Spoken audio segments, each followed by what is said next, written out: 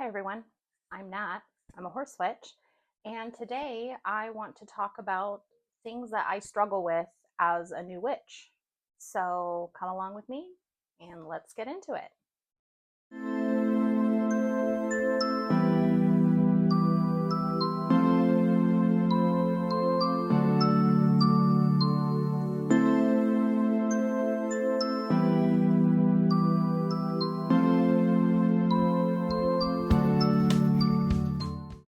So if you're new here, I'm Nat. I call myself a horse witch because I'm a witch and I have a horse, and I use a lot of my witchy practices with my horse.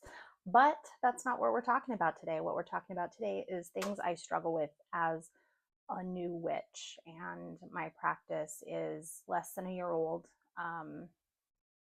But I do learn at an exceptionally quick rate, which is why I have this channel, and also because I wanted to bring people along with me on my journey as I started learning. So, the number one thing that I struggle with as a new witch is learning to listen to or trust my intuition. Um, there's this part of myself that I've really been denying for a long time. And I thought when I opened myself up to that, that it would be like opening a door. And it hasn't been. It's been really hard trying to activate my third eye and listen to my intuition and see things that aren't there for other people and really hear my guides and things like that. I'm a very analytical person. I struggle with ADHD and depression and anxiety and intrusive thoughts. So for me, it's been really hard to differentiate between intrusive thought, which I have trained myself to ignore, or if this is intuition or anxiety. And so it's something that I really struggle with. And like I said, I was really surprised that once I opened myself up to this, that it wasn't it wasn't like opening a door. It's actually like trying to force a door open. I've unlocked it and it still won't open, which is really frustrating. Um, I am working through Matt Aron's Psychic Witch, which I think will help. I try and meditate a lot, and it does help. I definitely see things out of the corners of my eyes a lot. So I've really been struggling with accessing my intuition and being able to call on it when I need it and use it versus just having it kind of appear whenever it wants, which is fine too. I don't listen to it then either, is the problem. So, if you're also struggling with this, I'd love to hear your thoughts. If you're not struggling with this, I'd love to hear your thoughts. If you're a new witch, I'd love to hear what you're struggling with. Um, Another thing is wanting to learn everything and read all of the books simultaneously. Um, I really struggle with wanting to learn the runes, wanting to learn tarot, wanting to learn astrology, wanting to learn herbalism, and everything all at the same time. And it is really difficult to pace myself. Like, we have time, I don't have to do everything right away. But I think at one time I had 7 books going. So I think one of my next videos is going to be a book review on some of the books that I've completed. But I really struggle with wanting to know everything all at once and not pacing myself. Which brings me to something that I really think is important when you're diving in like that. And I know a lot of people do that. And a lot of people want to learn everything all at the same time and they completely immerse their life into witchcraft. It's definitely good to take breaks. There are days where I need to take a break, and instead of watching other YouTubers or witchy content or reading witchy books. I read something that is not witchcraft. It's fiction, it's romance, it's, watching a hockey game on TV instead of, working with my tarot cards, or a rom-com, or diving into the latest procedural cop show or whatever, to get my mind off of witchcraft and let that information sink in without constantly thinking about it. And I think that's really important. The next thing I really struggle with is, and everyone says this, I don't necessarily agree with it. I did a video on it, but you don't need to buy everything all at once. And I agree with that. But there are some things you do need to buy. You need to have a fire safe bowl, at least a candle, and some bay leaves, and you can get all of that at your grocery store. Regardless, there's this, what's the word I want to use? Lifestyle, I guess, or niche.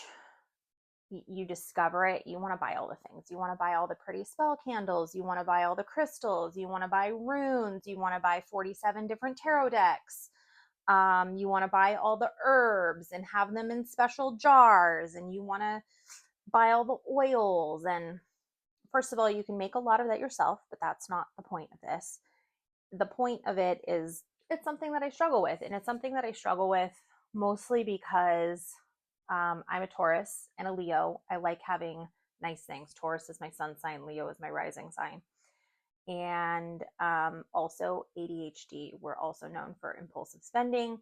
And with online shopping and everything, it can get really, really difficult to say to myself, no, I don't actually need to buy that. I don't need to buy that book right now. I have 20 others I need to read before I buy a new book on witchcraft. I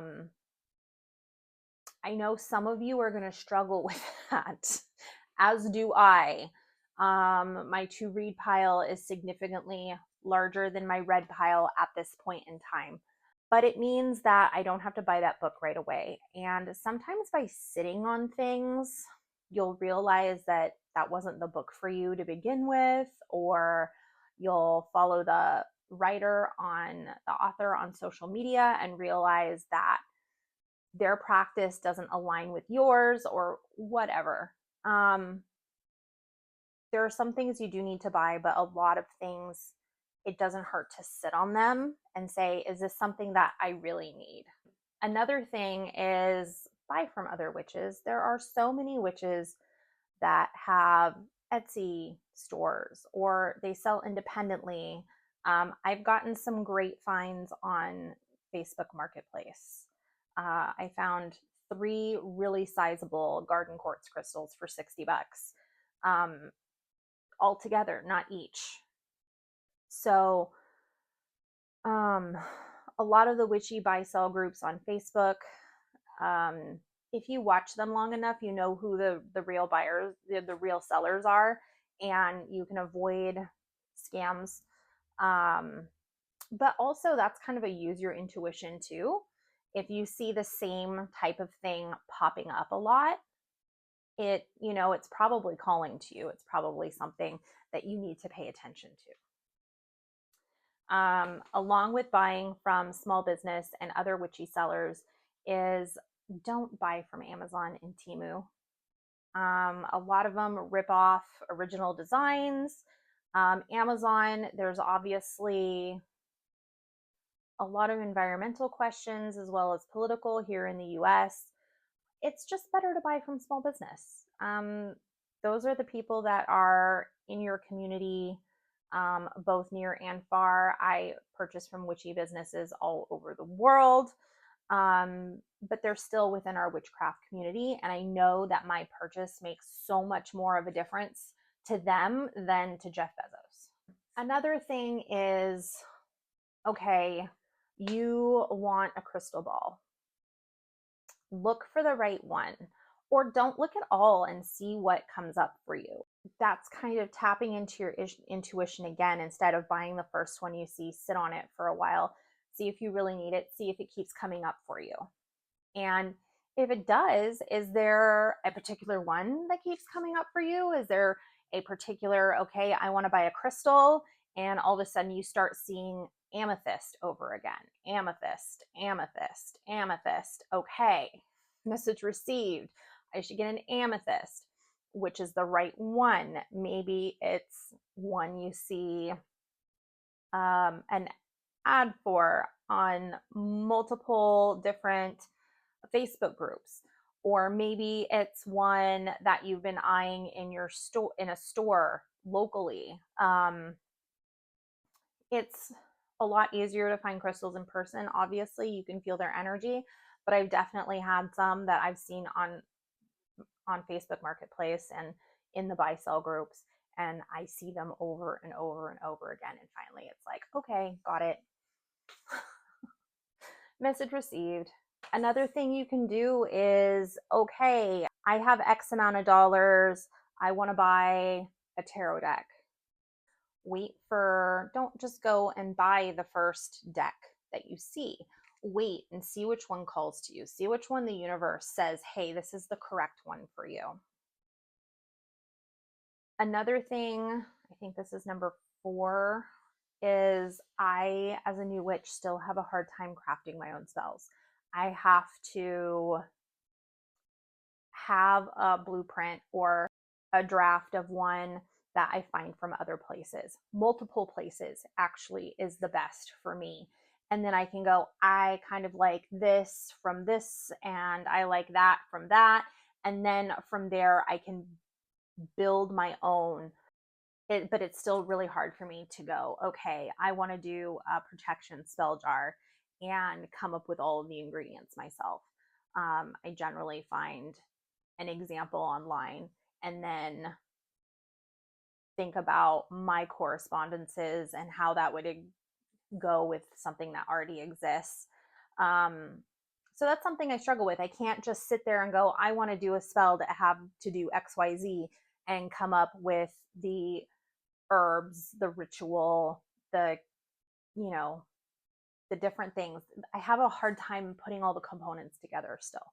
So for me, it's helpful to rely on things people have said work for them. And then I can tweak it to work for me. But as a new witch, that is something that I struggle with. I think a lot of people struggle with that. They don't want to do something wrong. They're kind of paralyzed by fear, or they don't know the components and what order to put them in or the herbs to use. And that's where having other witchy friends or having a witch community online can really help you and help you develop that skill, because it is a skill, right? And as a new witch, that's still something that I'm struggling with. There's been quite a bit of talk. I actually watched a 2-part series Thorn Mooney put on her YouTube channel and was talking about on Be Sky, and I will, if I remember, to link those in the description, about finding your in-person community. As someone that's an introvert, as someone that doesn't like to leave my house, I really struggle with that. I am not tapped into that community in my local area, but I know it's really magical. I know that community's there. I just haven't found it yet, or it hasn't been developed, I guess. Like, I know there are witches in my community. I know there's tons of them, but no one's put together either an organization or a gathering that would draw those types of people together. And I'm thinking I might have to be that person, which, again, introvert terrifies me. Not so much that I'm like scared to do it. It's just that I want to attend those things. I don't want to put them on and put myself out there and be in charge of drawing all those people together and talking to them. Which is really weird that I have a YouTube channel, but I am talking to all of you in your own homes from my home, and I am talking to my phone, which is really different than having to go, hi, I'm Nat.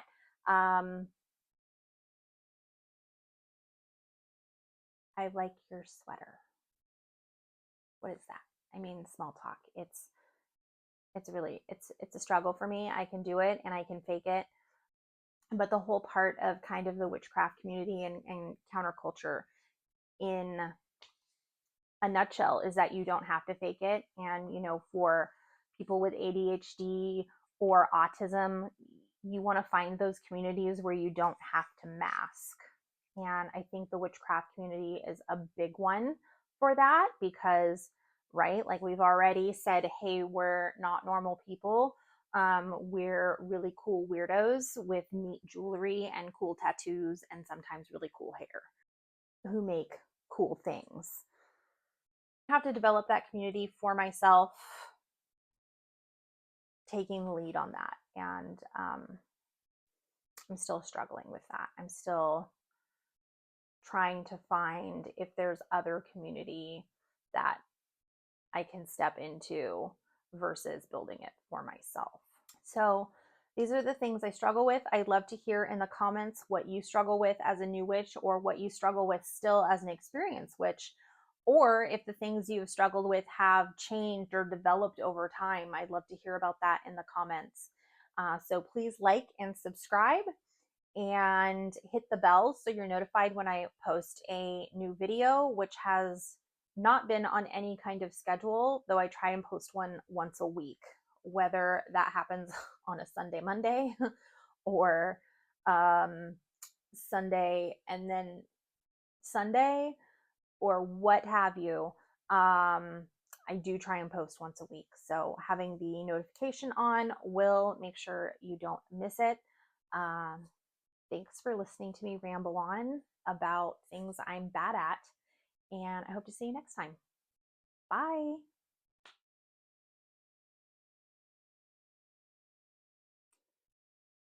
It's really hard to tell if there's dog hair on my shirt or if it's just on my screen when I'm editing. And we'll just edit out me scratching my nose. I got this new moldavite ring on my index finger and I accidentally like scraped myself in the nose earlier today, so it still bothers me. And it's a raw stone, so it's rough. Might have to rethink that. Anyway, I forgot where I was going with that. I'm going to be completely honest. So these are the things that I struggle with. This is going to be a normal length video, which is really cool.